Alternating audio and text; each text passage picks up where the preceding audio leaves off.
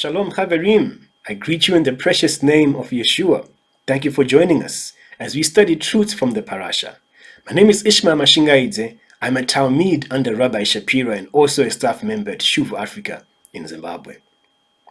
I also want to acknowledge our partners, High Life Foundation, along with the global intercessors. Shalom, we send you greetings and blessings from the Lemba community in Zimbabwe. This week's Torah portion is called Vayera, which means He appeared. It means God appeared. Parashat Vayera is from Genesis 18:1 to Genesis 22, verse 24. As Parashat Vayera begins, God appeared to Abraham. On a hot day, three men who were actually angels came to Abraham's tent. Abraham made haste to serve them generously, and one of them informed him that same time the following year he would return to their tent and Sarah would have a son by then. Sarah laughed. Two of the angels then proceeded to destroy Sodom, but Abraham remained beseeching God to save Lot and his family in Sodom. The angels brought Lot and his daughters out of Sodom as they destroyed Sodom. Lot's wife looked back, and as she turned back, she was turned into a pillar of salt. King Gera Abimelech took Sarah when Abraham lied that she was his sister. But Abimelech was warned in a dream that she was Abraham's wife, and he returned Sarah to Abraham unharmed. Isaac was born and circumcised after 8 days. On the day Isaac was weaned, Abraham threw a great banquet. Sarah expelled Hagar and Ishmael from their home, and this displeased Abraham, but God told Abraham to listen to Sarah on this issue. Abraham made a peace treaty with Abimelech and lived for a long time as a foreigner in Philistine country. Also in this same parasha is the story of the binding of Isaac. As we get into our study for today, we want to start by reciting the blessing before studying Torah. Baruch atah Adonai, Eloheinu melech haolam, asher kitshanu b'mitzvotav, v'tzivanu la'asok divrei Torah. Blessed are you, Lord our God, King of the universe, who has sanctified us in his commandments and has given us the holy opportunity of engaging in words of Torah. In the previous parasha Lech Lecha, we read from Genesis 15, verses 1 to 6 as follows. Sometime later, the word of Adonai came to Abraham in a vision. Don't be afraid, Abraham. I am your protector. Your reward will be very great. Abraham replied, Adonai God, what good will your gift do to me if I continue childless, and Eliezer from Damascus inherits my possessions? You haven't given me a child.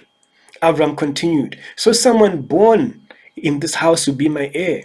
But the word of Adonai came to him, this man will not be your heir. No, your heir will be a child from your very own body. Then he brought him outside and said, look up at the sky and count the stars, if you can count them. Your descendants will be that many. Abraham believed in Adonai, and he credited to him as righteousness. Since we started to learn of Abraham when he was still called Abram, we learned that he was a man of great faith. For thousands of years, he has rightfully been called the father of faith. Abram trusted God so much that to the secular world, it may seem as if he trusted God blindly. Abraham trusted God so much that he obeyed the instruction of God, no matter what it was. Some of us, well, most of us, need many evidences and confirmations to back up God's instruction before we obey, but not so with Abraham. When God told Abram to leave his father's country and go to a land which God didn't even tell him where, Abraham simply obeyed. Abraham trusted God enough just to obey him.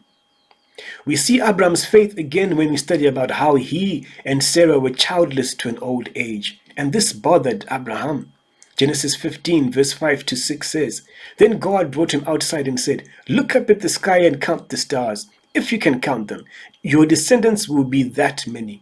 Abraham believed in Adonai, and Adonai credited it to Abraham as righteousness. Abraham was 75 years old at this time, and Sarah was 65 years old. Physically, what God said to him seemed impossible, but Abraham believed him.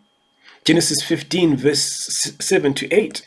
Then he said to him, I am Adonai who brought you out from Ur Kasdim to give you this land as your possession.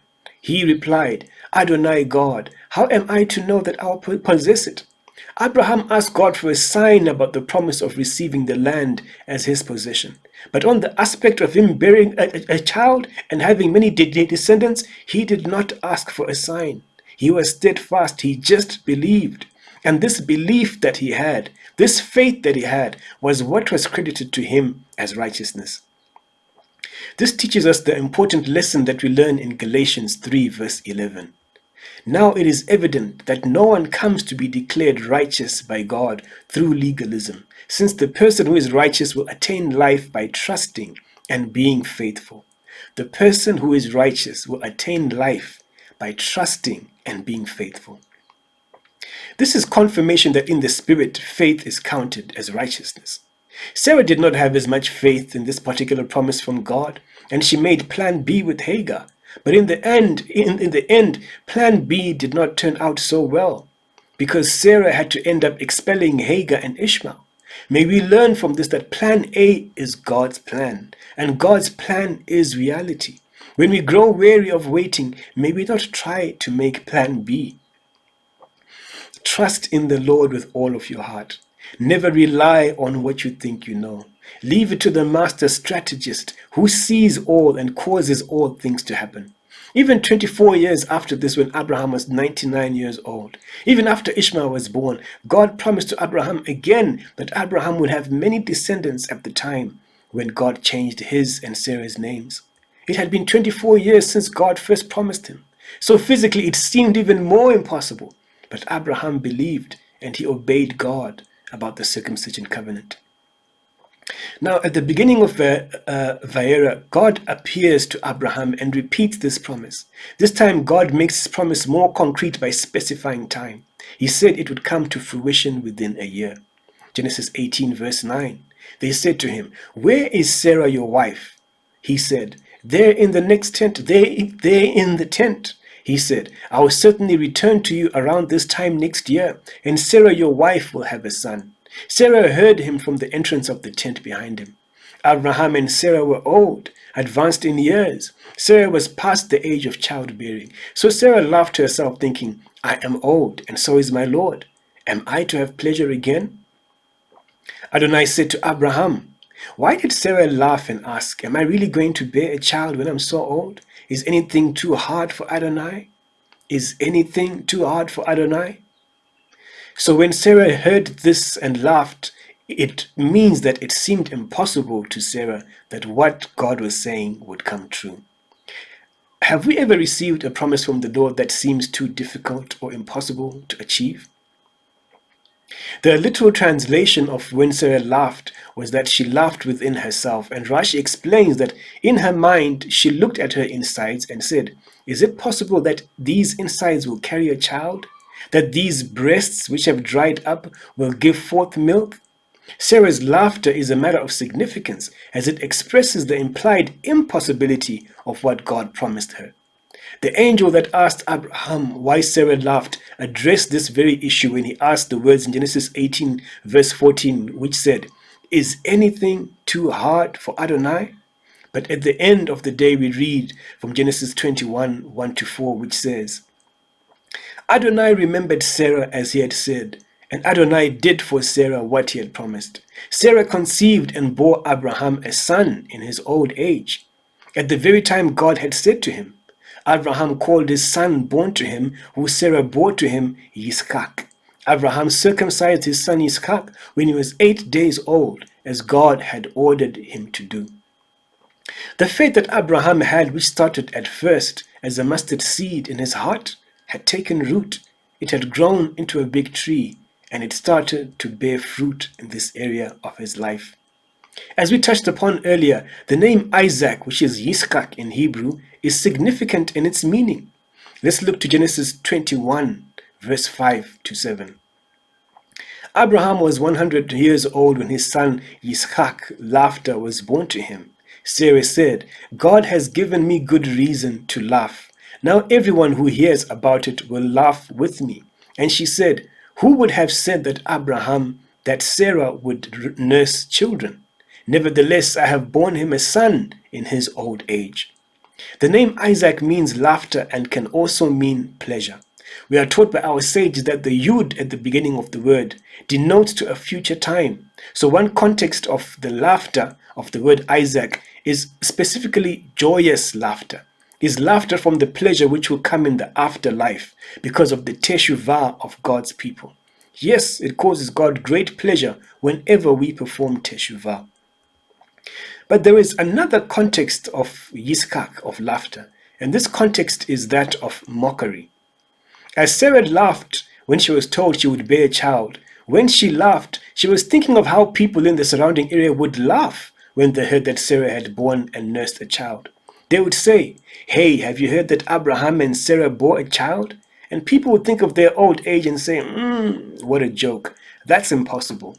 Then they would be told, "No, it's true. We actually saw it with our own eyes." Then they would laugh and say, "Ha, Abraham and Sarah probably bought a child at the market in the street, and now they want to say that Sarah bore the child." So we learn from our sages that the full meaning of the word yiskak is that the laughter in mockery would in the end bear glorious testimony to the name of God. When God would prove to all the mocking people that Yitzchak had in fact been born of Abraham and Sarah. Genesis 21 verse 8 says, "The child grew and was weaned, and Abraham gave a great banquet on the day that Yitzchak was weaned." After 2 years of from birth, Sarah weaned Yitzchak and Abraham gave a great banquet. Rashi explains to it that it was a great feast where all the important people of their generation were present. Some of the important people were King Abimelech and Shem and many other people. This banquet was important because it bore testimony as the people who had only heard about Isaac got to see him with their very own eyes being held by Sarah. But what about the rumor which people mocked Sarah behind her back, saying that they had bought Isaac from the street? For us to get a clue, let's go back to Genesis 21 verse 7, which says, "And Sarah said, 'Who would have said to Abraham that Sarah would nurse children?'" Why did she use the word children and not child? The plural form in the word children is very deliberate here because it refers something that happened at the banquet. It refers to something that happened at the banquet. We learn from Rashi that on the day of the feast, the princesses brought their children with them. And the miracle that happened was Sarah nursed every child that was handed to her. And when she nursed them, it showed everyone that indeed she was producing milk. And this in turn meant that Yitzchak was her son, and that she had borne Yitzchak, having been conceived by Abraham, which was a miracle, which was testimony of the miracle. Sometimes we in our own lives receive a promise from God, but the promise takes so long to bear fruit that at times we lose faith. But God's word is God's word. God speaks and does. And I just want to encourage you, if God's promise to you is taking long, then that is a clue to you that the magnitude with which God will fulfill his purpose to you is big. Big trees take time to grow, and they bear fruit after years, much fruit. Can you imagine a young avocado tree that sprouts in a forest next to some general weed? The weed will grow much faster than the tree, and the tree may wonder at first, "Hey, what's wrong with me? Why am I not growing?" Then when that weed blossoms, flowers, and bears seeds and advances so quickly, the young tree will ask itself, "Hey, how come I'm not developing any flowers?" There may even be a strawberry plant next to it and it bears fruit quickly, and the young tree asks itself, "Hey, why am I not bearing any fruit?" But what you may find is that the many small plants sprout, grow, and die while the young tree is still growing steadily. And in due season, that young avocado tree will first find itself growing way taller than the weeds around it, the same ones which it used to envy.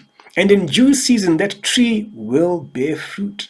And the magnitude of the fruit from one mature avocado tree is worth much more than the fruit from one strawberry plant. Things of great magnitude take time to develop, but when they do bear fruit, they bear awesome, big magnitudes of fruit. Abraham and Sarah were barren for a long time, but when they bore fruit, they gave birth to descendants as plenteous as the stars in the sky. As plenteous as the sand on the seashore, God's promise is truth. God's promise is more of reality than what we see with our own eyes. Let's look at one or two other examples. King David was anointed as king by Samuel, but Saul remained king after David had been anointed, and King Saul persecuted David for another 15 years before King David was crowned as king. 15 years is no short time. Even Isaac, Genesis 25 verse 1 says, "Now Isaac pleaded with the Lord for his wife because she was barren, and the Lord granted his plea, and Rebekah his wife conceived." They also suffered from barrenness for a long time because of the magnitude of the fruit that they would bear. The important thing is what we choose to focus on as we wait in faith for the promise of God to come true in our lives. And Abraham gives us a good example of how we are to occupy ourselves as we wait for God's promise to bear fruit. We are to keep ourselves in study of Torah. We are to keep ourselves in acts of Gimilut Chasadim. We are to open our tents to strangers and minister to them the truth. As we are waiting, God is doing a work in us, bringing us to maturity so that we will have the capacity to receive the blessing of His promise.